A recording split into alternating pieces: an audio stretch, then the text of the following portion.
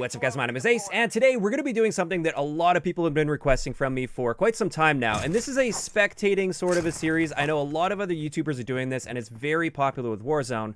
However, of course, I wanted to do my own take on this, my own twist on this, and I'm actually going to be combining this with a series I used to do on the channel many years ago, and this is called The Breakdown. And what I'd do is I'd take subscriber gameplay for Call of Duty, and I would just go through and break it down and share tips and share what I feel they're doing right, what I feel they're doing wrong, and that's designed to help people improve. So what I'm going to be doing here, instead of taking subscriber gameplay, I'm just going to be doing spectating gameplay. But unlike what a lot of other people are doing where they spectate, they often do it live, and therefore they're like reacting in real time to everything that's going on. And I tried doing that, but I found it just didn't give me enough time to properly explain certain tips and situations and how I would handle things differently. So this is actually going to be pre-recorded gameplay, so I do kind of know what's going on and what's going to be happening.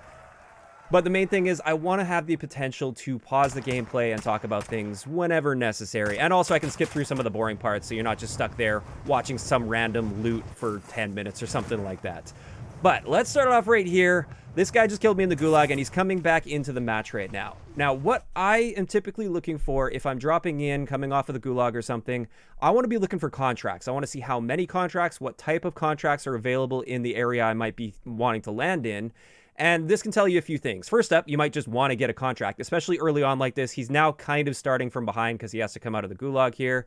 I'd be going for something like a scavenger contract. That would be great to help him get cash up nice and quickly. But another thing I'd be paying attention to is how many contracts are still left in the area I'm planning on landing in.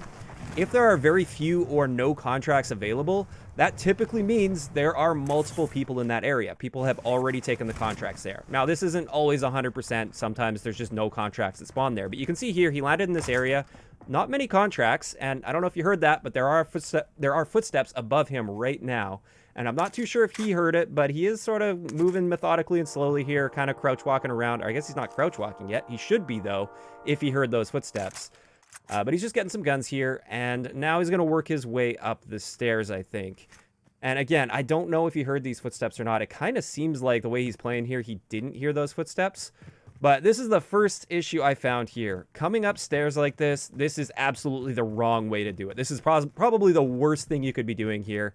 He's not turning around until he's already like all the way up the stairs, and that just leaves so much room for that to happen right there. He got taken out really easily there. That could have been easily avoidable, or at least he could have set himself up to have much more of a chance in that fight. But unfortunately, he just approached that situation terribly, and that was a free kill for the enemy player. Now, moving into this player here, he's got a great advantage on this player right here, because if that player peeks, this guy has cover, whereas the enemy doesn't have proper cover there. So he's got a perfect head glitch on him, and I love that he repositioned after initially challenging him there. He got a few hits on target. The enemy's going to back off and heal up and get some plates on and stuff. I love that he's strafing himself over to a different position. That way, when this player repeaks, if they're going to repeak, they're going to be looking for him in the same spot he was just in. And that's what we just saw right there. And that allows him to get the jump on that player again. And he once again is able to break that guy's armor and even get an extra hit marker as he pans over that way. But unfortunately, wasn't able to get the kill. Now, rolling back to that situation, I think I would have let that enemy peek out a little bit more before taking that first shot, because he just took that shot immediately while barely being able to see the enemy. Like, that's all he can see on the enemy player. If he would have been a bit more patient, that enemy player would have strafed out a bit further, and that would have allowed him to get more shots on target before that enemy had to duck back into cover, and he could have potentially downed that player before he managed to get into cover there. So unfortunately, he wasn't able to pull that off. At this point, I would likely be disengaging. I'd maybe wait around for just a few more seconds just to see if he tries repeaking again, but it's unlikely any player would repeak after being like having their armor cracked twice. So at this point, I would be disengaging. A big thing to keep in mind right now is this player's back is completely exposed to a huge area of the map. And also, he's in a really common, predictable spot. He's standing on a rooftop. People are always checking rooftops. This is a terrible idea to be lingering here for too long. So he continues to linger here. He's focusing on a vehicle that's driving away. That vehicle's not a threat at all. That's not something to be aware of at all. You don't even need to worry about that. But at this point, I'd be looking to reposition on this guy and try and take him on in a different area. Of course, he overstayed his welcome on this rooftop with zero cover on his back, and that got him killed. So That's why you just definitely don't want to be overstaying your welcome. And especially in solo game modes, you've always got to be aware of where an enemy could potentially be looking at you from. And you definitely want to keep moving in situations like that. You want to move, reposition, especially after firing shots as well. Even if you have a suppressor, people are going to hear those shots and they're going to come looking for you. Now, this player here, he did see some shots fired up near the TV station. He decided not to engage, and that's fine. You don't have to engage in every single fight. Now he's just sort of looking around here, and I don't like what he's just doing right now. He's got very little cover on his left side especially, and he's just sort of standing out in the open trying to get some information right now, which could be fine, but I would like to be a little bit closer to a piece of cover at this point. I'd like to be closer to that wall so I can maybe mantle over the wall if I get shot in the left side or from behind or something. But he just sort of stood out in a weird open area for too long there. Now, it looks like, once again, there's still a fight going on somewhere in the TV station, and it seems like he's starting to think about maybe engaging in that fight. He's just sort of hanging out, waiting, seeing what's going on. Again, I'd want to be aware of my back at this point, just in case somebody comes up over the ridge behind him. He would be an easy kill for that player. But he did actually see a dot on the minimap, and I love that he pulled up his map and he actually marked the location of that dot, so he can use that as sort of a placeholder, just in case he forgets exactly where that was. And now he's going to make his way slowly over toward that dot and toward that fight.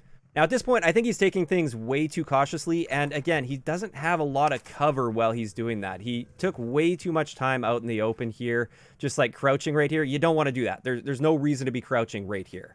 But he ends up going in the building, doing some more looting. That's all kind of boring stuff. Let's just skip ahead a little bit. Now he's deciding he's going to make that push up toward the TV station and try and find that guy that was shooting earlier.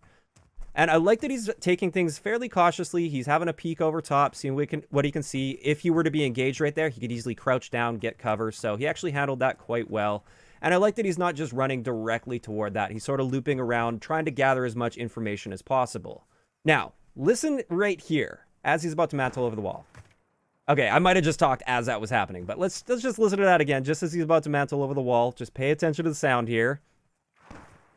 Right there. That sound, you should probably know what that is if you've been playing Warzone for a while. That means an enemy player just called in a loadout drop.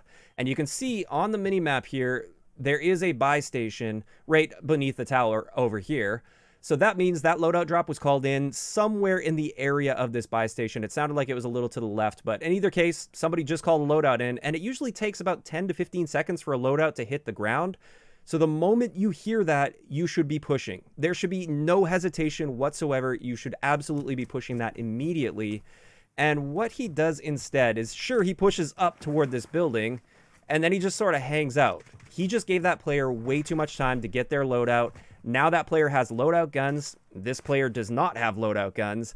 And he now doesn't know where that player is. He could have easily taken that player off guard as he was collecting his loadout, but he just didn't take advantage of that fast enough. So now he's got to crouch walk around, try and figure out what's going on. There is another fight that just went on just on the other side of this wall. That's where I want to pause it right here.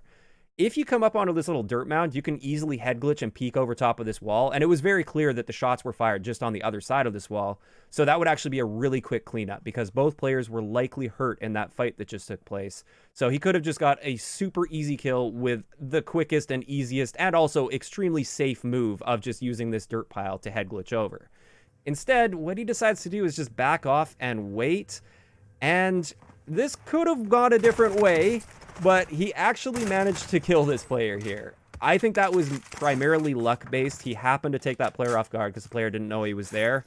That player could have gone a different direction, and then he would have just lost track of him completely. Or that player could have outgunned him there. It looked like this player had good movement, and there's a chance this guy could have lost that fight. So, like I said earlier, he should have just got on top of things quickly, taken advantage of that, and he would have set himself up better for that fight. But he got lucky and was still able to win that one. Now, skipping ahead just a little bit here, you can see the free loadout drop is about to come in. We're just ending on the first circle here. We are 13 seconds in, so free loadout drop is coming in. At this point, especially in solo game modes, you want to get eyes on your loadout, and you want to see if any other loadouts are dropping right next to it. This is going to tell you if there's an enemy player nearby, and then you can make a decision based on that. If there was another loadout drop that came in alongside his loadout drop, that means he could either camp that out and wait for the other player to come to get their loadout, or at least it lets you know that you should be cautious as you approach your loadout drop so that nobody is going to be camping you out like I just suggested. Now, it's really obvious right here. He's checking. There's only one loadout drop there. And what that means to me is it's pretty safe to go and get your loadout now, as long as you do it quickly. Instead, he's a little bit overcautious here, and he's like scanning around and stuff. And it's good to be cautious, but I don't think he really even needed to be all that cautious with this particular one, since there was just one loadout drop here. He could have just run straight for that and safely picked it up. But now he's got his loadout, and let's skip ahead to the next situation. And it looks like he actually marked a most wanted. He wants to go hunting for that most wanted kill. He's coming back into this building here, and I don't really know what happened. He came into the building and then just sort of stood there and let himself get killed. I saw there was some packet loss there, so maybe he just had massive packet loss at the worst time possible. Or maybe he came into the building thinking he was now safe because he got inside and he was checking his mini-map or something. I don't really know for sure, but that poor little guy just got destroyed by this dude that happened to be looting that body from earlier. Now, with this player right here, I can already tell it is a skilled player. They're moving around like crazy. They're being extremely sporadic, and as like headache-inducing as it can be to watch at times, this is a great way to be moving around if you really just want to make sure that nobody's able to land that headshot on you with a sniper rifle. It makes you a very unpredictable and hard to hit target.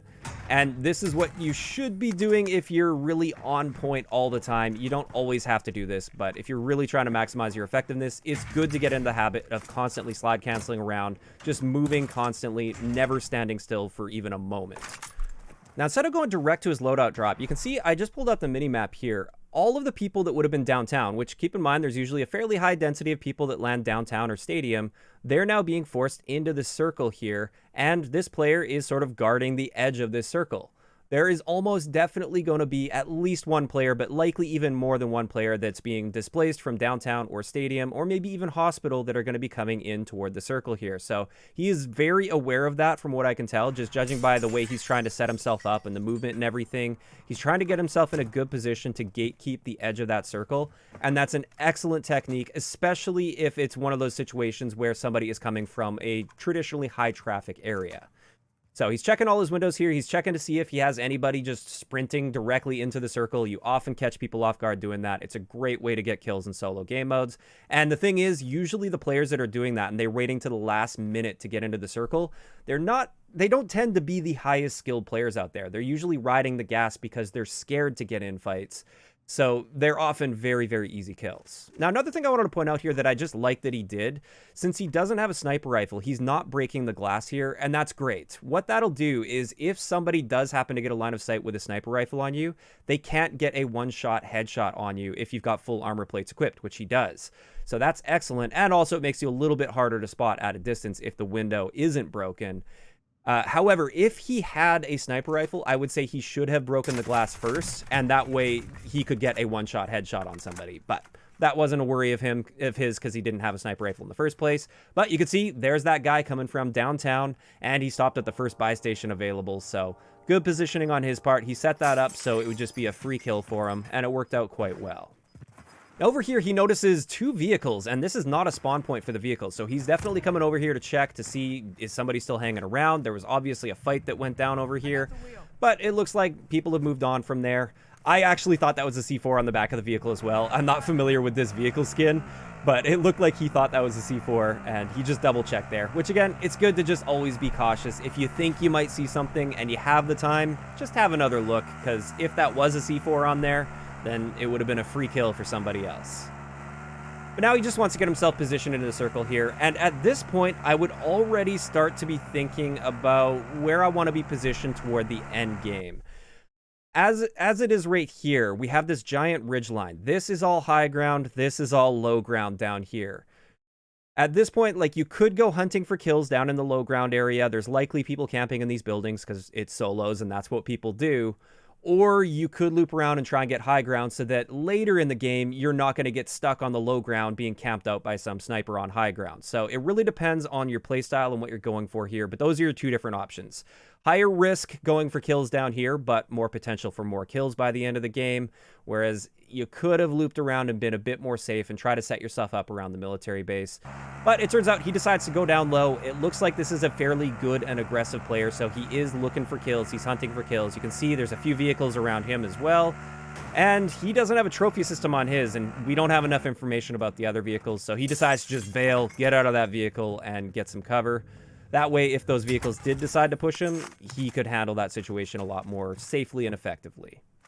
Now I just wanted to point out how he maneuvers around here. He's always pushing from building to building and trying to get through those open areas as fast as possible. And then once he's in a building, he's using the windows to scan for areas and scan for enemies to see if there's any enemies out in the open. Basically just those free kills like I talked about earlier. This is excellent. This is what you want to be doing. I see far too many players, especially while I've been spectating lately, where they'll just be like standing out in the open trying to scan areas. They don't have their back covered, they are not safe, and they could be sniped at any time. Whereas this player, with the way he's constantly moving, he's going window to window, building to building, there's very little opportunity for even a good sniper to hit a headshot on him. He's always moving, he's always sliding. Everything he's doing here is just textbook. It's really, really well played. Don't linger out in the open. Go from building to building and do it methodically. He is doing it methodically. He heard some noise here, wasn't sure what it is, went to check it out, and now he's just clearing out this building, making sure there's nobody chilling in any corners or anything. And again, he's coming up to the windows and he's scanning from inside the windows. He's trying to check out, see if there's anybody coming through here.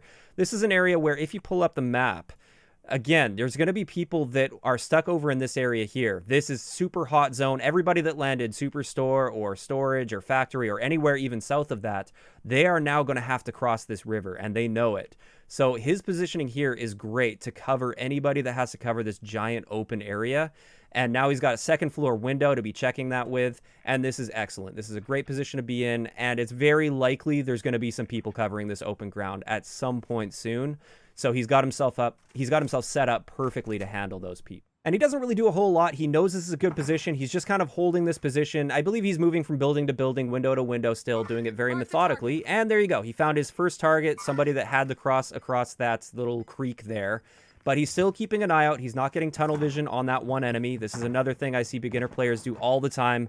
They see that one enemy and they just push straight for him, or all they can think about is that enemy. Whereas this player, he's a very good player, like I said. He's checking around. He's making sure nobody snuck up behind him. He's being aware of his surroundings while still getting himself in a good position to take this player on. Now, what he's trying to do is loop to the inside of the circle on this player instead of getting gatekeeped on the outside of the circle. It's often a good idea to be swinging toward the inside and positioning yourself in a way that he's going to end up having to push toward you, and the pressure will be on him.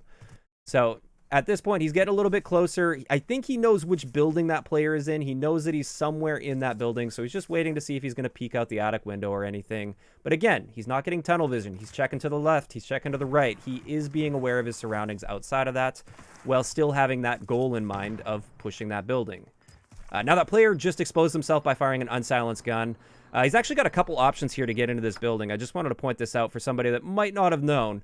One thing you could do now, with the way this is positioned, he could have jumped up into this truck and used this to get into the attic, and that would have been a very unexpected push, and that could have worked out quite well. But instead, he popped his dead silence here, and he's going to come through. I also like, you might have noticed there, he avoided jumping through the window. That would have made a ton of noise. That way, the person in the attic would have heard him coming from a mile away, just really, really easily. Instead, he slow peeks the door, which is still a bit risky. You do make a bit of sound, and a really aware player will hear that. But it's a much better alternative than jumping through the window. And then you can see how he clears across the stairs. I love how he comes up the stairs like that. You can see he does a quick sweep around as he comes through without fully exposing his body to somebody that's up in that window, which is where he last saw that player's dot appearing. So he kind of knew that player would be watching that window. That's probably why he didn't take the truck route to jump into the window. And he got an easy execution on that player. Now, at this point, it kind of looked like that player was shooting at somebody, so he picked up his sniper rifle, and now he's covering that open area again. Again, those players that were in Superstore and rotated way late, they're going to have to push through this giant open area, and he's set up flawlessly to be taking those players out. Unfortunately, he wasn't able to hit the headshot on this guy. I like that he was fairly patient here, but that player just doesn't want to re-peek yet. He's likely just armoring up at this point. And I think he's conflicted here about the gun, because this Kar 98 doesn't actually have a suppressor on it, so I don't think he wants to hold this for too long. He just wants to use it in this particular situation.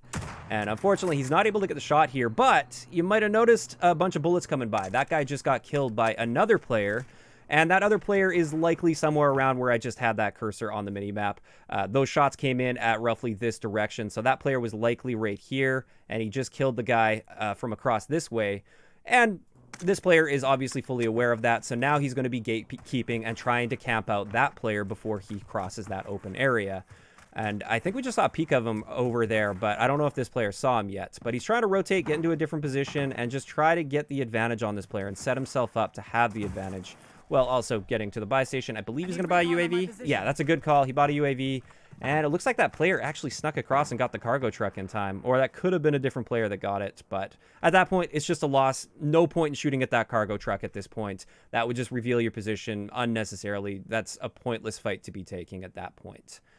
But he did see the player across the river here, and that player is in trouble. That player has a terrible position, and this guy that we're spectating has a clear advantage over him at this point, so he just needs to wait him out, be patient. I like that he's not taking these shots immediately. He's being patient. If he were to take a shot right now, that player just needs to crouch, and he has cover, and he can armor up, and then he's already exposed his position. Instead, he waits till he comes out of cover to take the shot.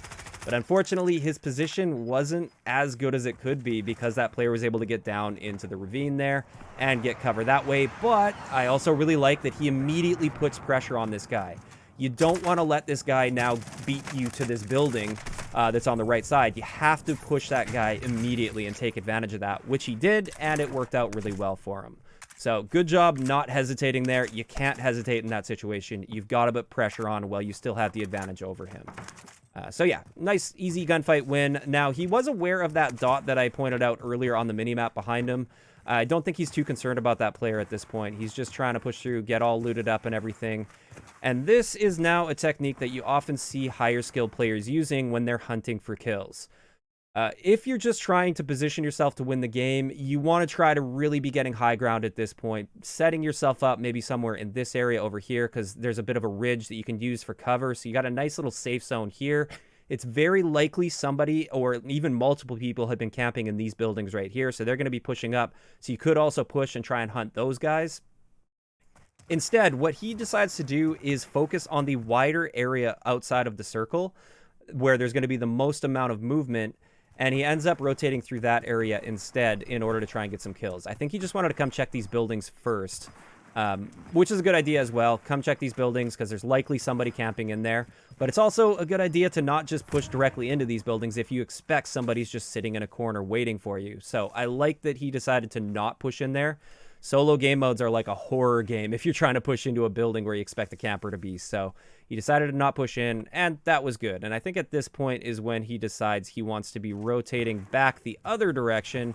And now he's looking to catch anybody that's coming through the wide part of the circle up here, which there's almost definitely going to be somebody. He saw that dot earlier that was fired as he was in a different fight. So he's expecting somebody to be coming through here at some point. And there you go. He just got a first glimpse of him there. He's just on the other side of this building. And he's just using this piece of cover effectively, just waiting for this. And he's just gatekeeping this enemy player. And that's going to be a free kill for you. Now, right here, I think he should have been more aggressive more quickly. But it didn't really turn out to be a problem for him. Like, if that was a really good player, that player could have potentially done something. But instead, that player just kind of stood there and tried to armor up, completely clueless. So he was able to win that fight with ease just because he was definitely a better player than that other person. But I would have pushed that a little bit more quickly. It worked out just fine for him, though. But now he's got himself positioned here. Again, he wants to stay toward the outside edge of the circle. He doesn't want to go straight to the middle of the circle, especially end game right here. You don't want to necessarily go middle of the circle right now. Instead, you're better off clearing the edges of the map like he just did here, which was very smart. Otherwise, he would have got himself shot in the back by this person right here. So good awareness on that point. And you really got to watch out as you get to these last circles for those people that will just ride the very, very edge of the circle as it pushes in. So, yeah, very well played in that situation. But at this point, I definitely not want to be positioning myself here. I want to try and get up to that high ground. That's what he should be aiming for at the moment, which he is making his way over in that direction. He's checking the edge of the circle again, just in case there's another circle rider that is, like, right on the edge of the circle to his right here. And he clears that out nicely, very effectively. Now he knows his back is safe. He knows his right side is safe. And he can push up here effectively. Now, he notices player here. That was a risky challenge. That player has the height advantage. That player definitely had the advantage in that fight. And if these were two equally skilled players in that situation, the guy we're spectating would have lost that fight, almost definitely. You typically don't want to challenge from the low ground like that. But he was really confident in his gun skill. This guy knows he's a good player. He knows he's going to be better than the average player he gets into a fight with. And therefore, he decided to challenge, and it paid off just fine for him. But just know that was a risky challenge, and I wouldn't necessarily recommend challenging directly like that. But it's nice. He's got himself that high ground now, which is exactly what he wanted. That's exactly where you want to be positioning. And he's now got himself set up for the late game situation. There's only one other player remaining. You always want to be aware of player count as you get toward those last circles. And at this point, I would be expecting, I was actually trying to show it off there in real time as I was in game. I would be expecting that player to be on that lower ridge that I was discussing earlier when we were another circle behind. This is likely where a player would be because there's a great little pocket of cover there. Sometimes having the low ground can give you that little cover advantage.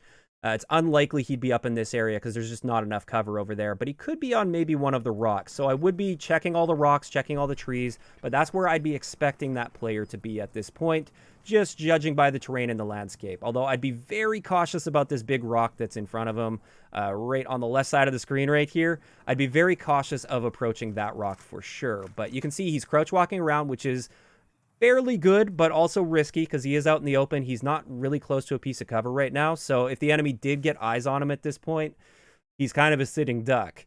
But the fact that he's crouch walking is kind of good because if there was a player behind this rock, he's not going to hear him approach as he crouch walks up here. Now, he's got a good position right now. Even though he's not directly in the circle, he's got this rock, he's got the high ground. He is set up really nicely for this 1v1, and he just caught a glimpse of him down here. But even if he wouldn't have caught a glimpse from him down here, I just wanted to point out this cluster strike is coming in from this direction, and you can tell the location the enemy player is in judging by the direction that the cluster strike is coming from, with very few exceptions. This almost always happens.